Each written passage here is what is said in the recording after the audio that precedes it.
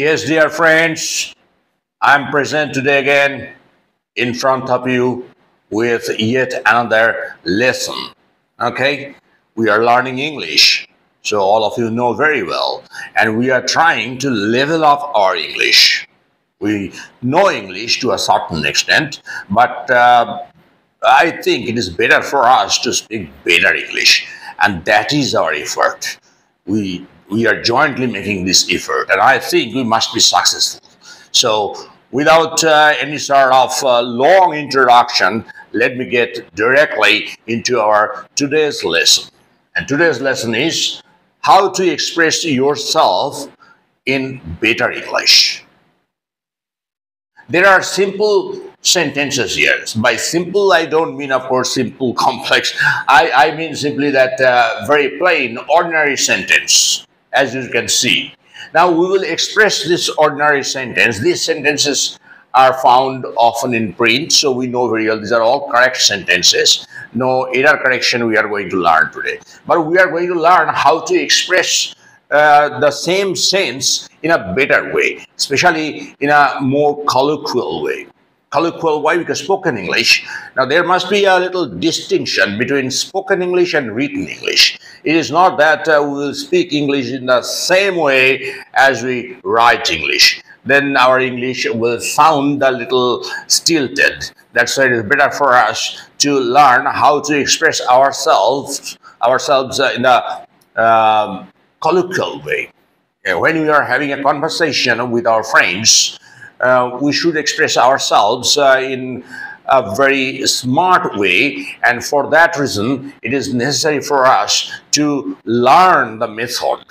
How to do that? We are not going to learn any bombastic word today. It is not that I shall cram your memory with a lot of highfalutin, bombastic words. That's not my purpose today, and I never like that as well.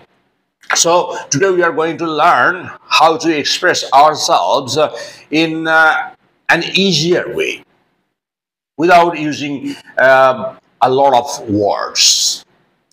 Now, number one, follow this number one, sentence number one. Here you see 7 sentences are there. All these 7 sentences are grammatically absolutely correct. So I have nothing to say about these 7 sentences.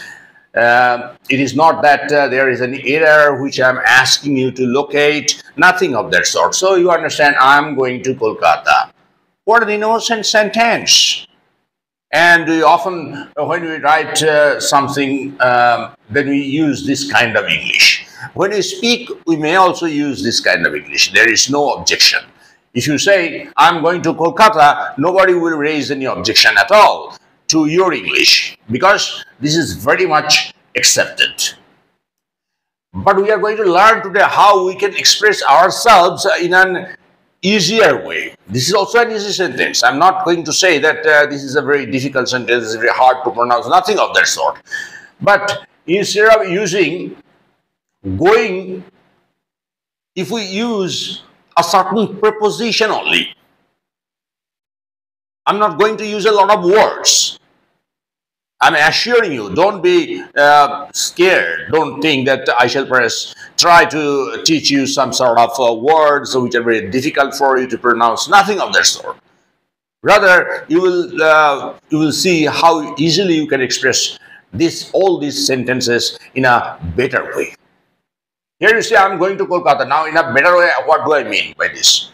I am, here you see a gap is there, Kolkata. Something will have to be written here. What is that? We are going to write 2 prepositions only. 2 prepositions. Once again, listen to it. It is not that you will be thinking of a very arcane, very difficult, arduous word. Nothing of that sort. See, look what I'm going to write here. I am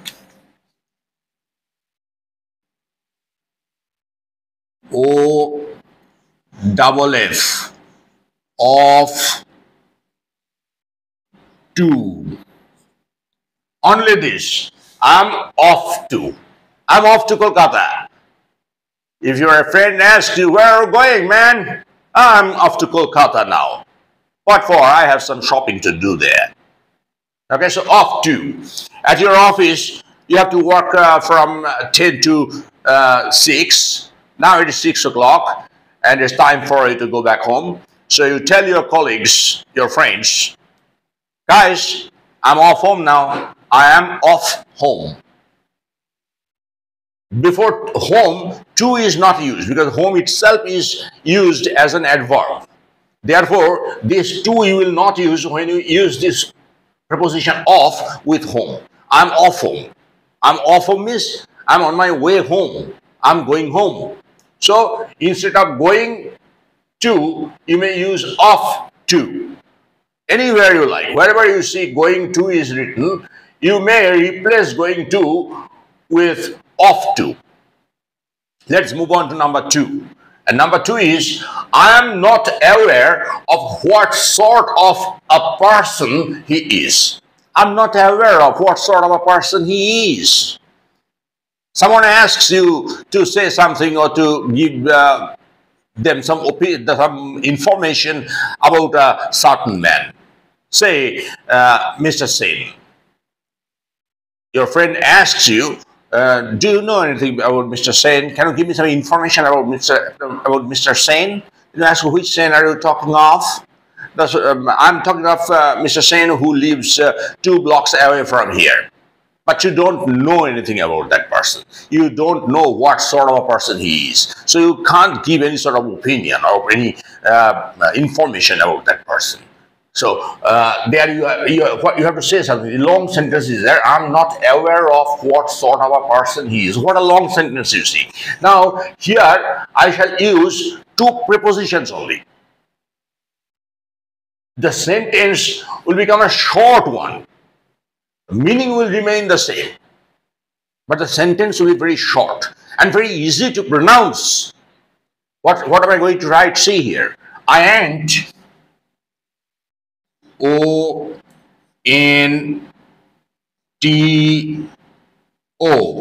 Onto. Ain't onto him. Ain't. A-I-N apostrophe T. Ain't means am not. I am not. I ain't. Okay? So you may pronounce it ain't, or if you don't like to pronounce ain't, you may say I'm not. I'm not onto him. That means I'm not aware of what sort of a person he is. So I'm sorry. I'm not onto Mr. Sen. I'm not onto Mr. Sen. Your friend, if he knows English, will understand very well that you mean that you are not aware of what sort of a person Mr. Sen is. Okay? So wherever you find this sort of a sentence, follow this. I am not aware of what sort of a person he is. So many words. 1, 2, 3, 4, 5, 6, 7, 8, 9, 10, 11, 12. 12 words are there in this sentence. And here you see 1, 2, 3, 4. 4 words only. Instead of using 12 words, you may express yourself by using these 4 words only. I ain't onto him. And how easy to pronounce. Okay, let's move on to number 3. We are interested in English. Aren't we? Sure. We are interested in English. And that's why we are watching this video. So it goes without saying we are interested in English. Now, I'm going to ask you, if I tell you that instead of using interested, use something else, what will you be using? We are dash English here. I have already told you that no difficult word, you need not think of any difficult word or any sort of long word, nothing of that sort. Simply 2 prepositions we are going to use now. Instead of interested, we are going to use 2 prepositions. That is, we are I-N-T-O.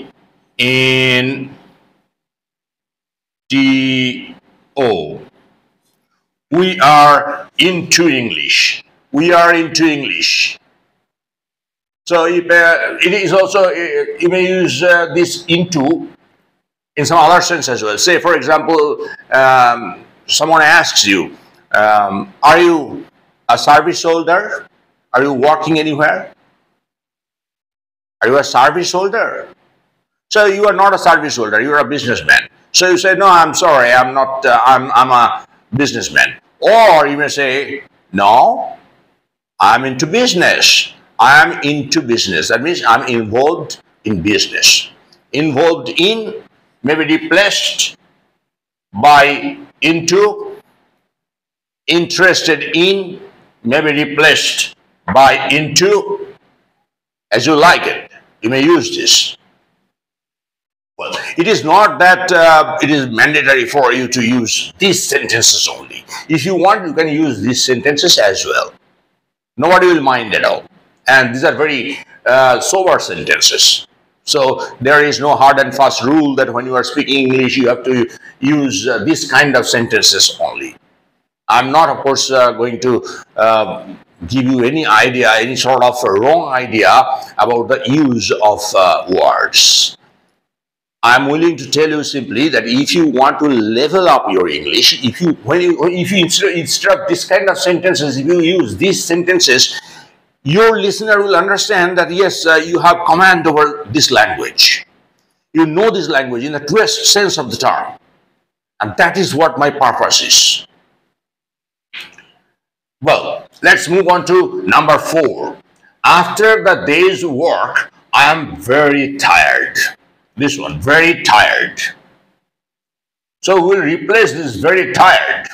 Now, after the day's work, I am very tired. If you want to replace it, you may say I'm very exhausted. I am played out. I'm tuckered out. But these are all words, phrases. But we are going to use one preposition only. And before that, a word. What is that? After the day's work, I am very tired. Here also written after the day's work, I am. Here we will write instead of very tired, we will use I am all all in. I am all in. See here. After the day's work, I am all in. You have returned from your office in the evening. If you are a married man, your wife tells you, or somebody else may also tell, let's go shopping. Then say, oh, I'm sorry, I'm all in. I'm sorry, I'm all in. That means, I'm sorry, I'm very tired now. If you say, I'm very tired, it is okay, fine. If you say, instead of this sentence, oh, I'm all in. Don't you think, my dear friends, that this sentence hears a little better, why? Very much better than this sentence. Now, hearing matters a lot. Because when you are speaking English, if you can't make a difference, nobody will listen to your English.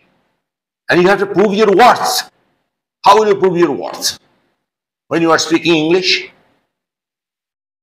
By using some sort of words and sentences which are better sounding, but not difficult to pronounce. It's wrong to think that you have to speak some difficult, bombastic words in order to impress others. Nobody will be impressed if you use very long, very difficult to pronounce words.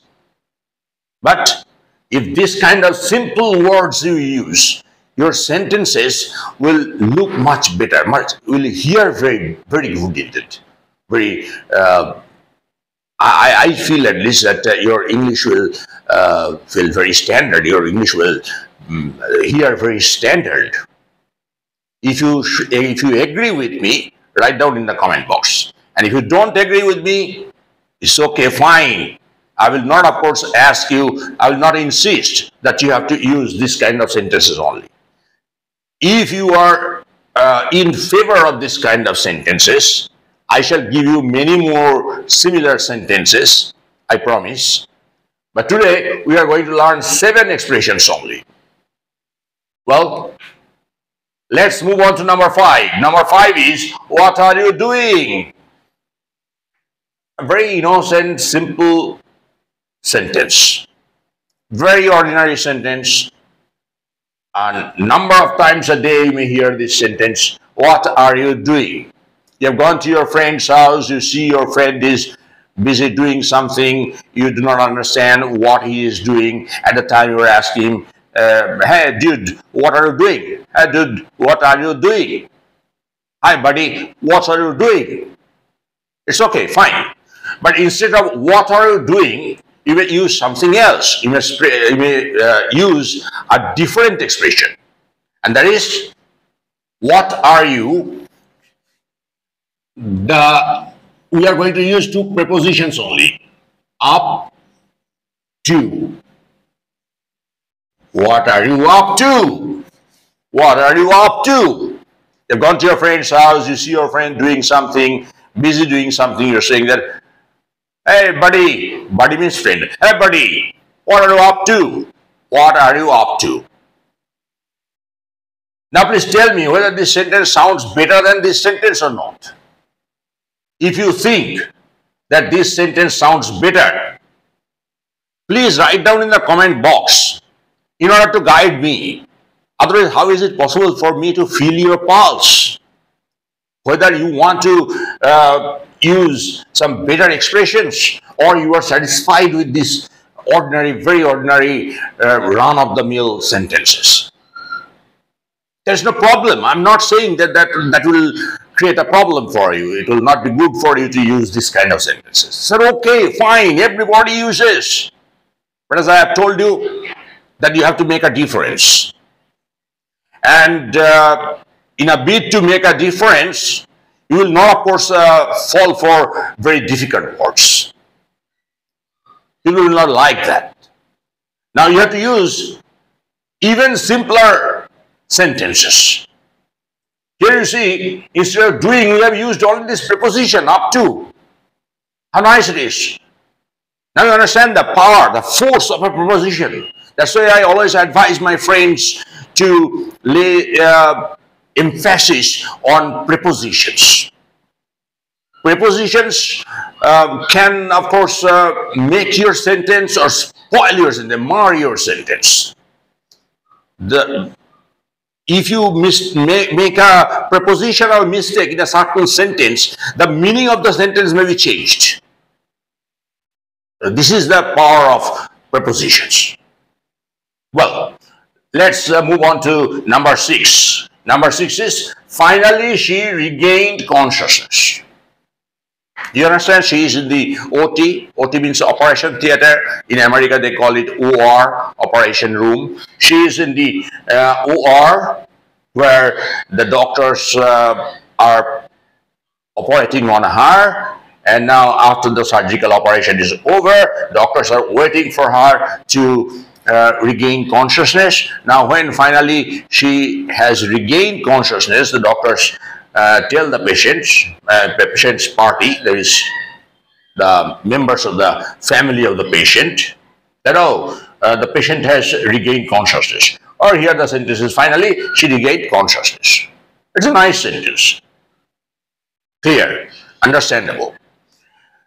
Now, instead of regain consciousness, we shall use here one very much known, very simple word and a preposition. The meaning will be the same as this sentence. Now, what are you going to use here? Finally, she, C-A-M-E,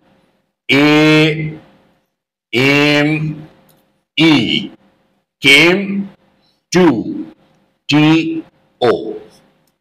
Finally, she came to. Finally, she came to. Finally, she came to means finally she regained consciousness. Now you tell, my dear friends, be honest and tell me whether this particular sentence hears much, much better than this sentence or not. I at least feel that your listeners' ears will tell them that yes, this man is speaking better English than somebody else who uses this kind of sentences.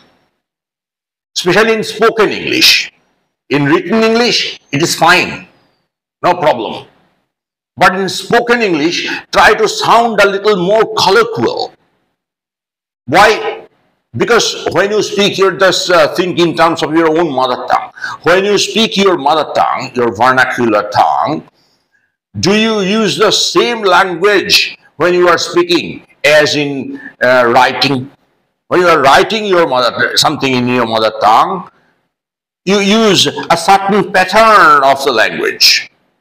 And when you speak the same language, you use a different pattern. English is also the same.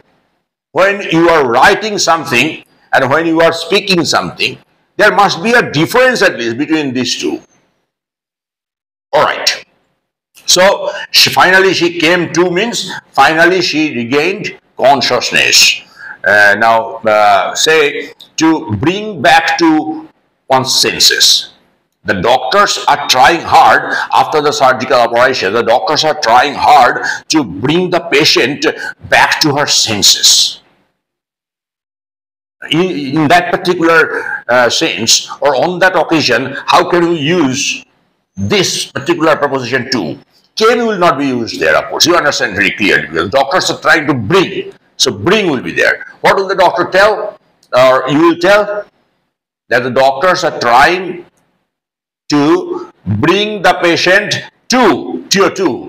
The doctors are trying to bring the patient to, which means doctors are trying to bring the patient back to her or his senses. All right? Move on to number 7, and that is the last one for this session. This hairstyle is in fashion these days. You have got your hair cut in a certain way, and somebody asks you, your friend asks you, that, or the members of the family ask you, hey, what have you done? Why have you got your hair cut in this fashion? And you say, oh, this hairstyle is in fashion these days. Perhaps a movie star, a film star, the hero has sported a certain hairstyle, and all the young boys and boys especially are following that hairstyle. So you have also got your hair cut in that fashion. And your father asked you, hey, what have you done? Why have you got your hair cut in this manner? Then you say, oh, Daddy, this hairstyle is in fashion these days. And instantly you receive a tight slap from your father. Okay, all right, jokes apart. This hairstyle is in fashion these days. This is the sentence. Now, we will not use this word fashion. Without using this fashion, how we can express the same sense? Look here. This hairstyle is one preposition only. This preposition in is there right here. In. I-N. In. So this hairstyle is in these days. In, I-N means in fashion. Okay? So how nice it is, in. In means in fashion. The synonym of in fashion is in vogue. Vogue. V-O-G-U-E. Vogue. In vogue means in fashion. These are phrases, idioms you may say, in vogue. So instead of using this word fashion or its synonym, we can use only in, I-N, in. Now, my dear friends, it is time to wrap up this session. Okay? So all these 7 sentences, seven correct sentences are expressed here in different words. But these are also equally correct. But it will be better for you to use these sentences when you are speaking English, at the time of speaking. Okay? So, what shall I tell you now? That thing. Well, that is really very, very troublesome for me to tell. But still, this is the ritual. My dear friends, those who are new to this channel, please subscribe to this channel. Otherwise, it's not possible for us to grow. You understand very well. And if you don't think that these lessons are useful, if you feel that this is trash, what is this guy teaching? You must not subscribe to this channel, I know. So I shall not request you as well. But I shall ask you, I am not going to ask you to give me a like yet because you have not liked this lesson. Now, please write a comment there in the comment box. There, write down why you have disliked this lesson or why you don't feel that what is being taught on this channel is useful. This way, please guide me at least. This much I may ask. And see you again in the next session. Bye-bye. Two ways actually. King Ego and King Soul. We'll be coming to it, but I would like to tell you